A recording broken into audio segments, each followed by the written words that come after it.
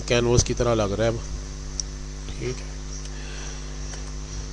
और इसको चलो ये भी चलता रहेगा।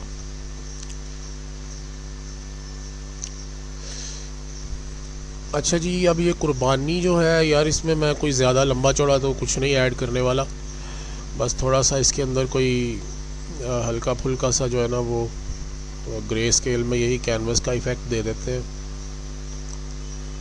ठीक है, कुर्बानी पर ही देंगे सिर्फ।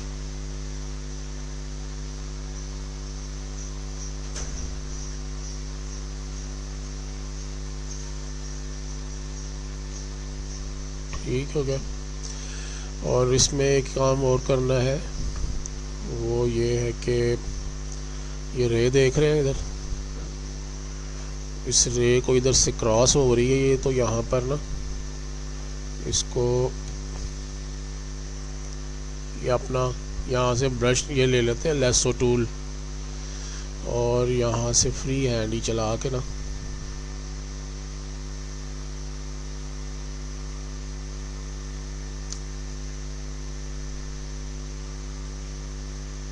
ले जी,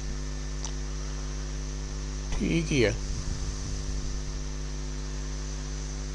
ले जी, यहाँ पर ये थोड़ा सा जो है ना हमें ब्रश जो है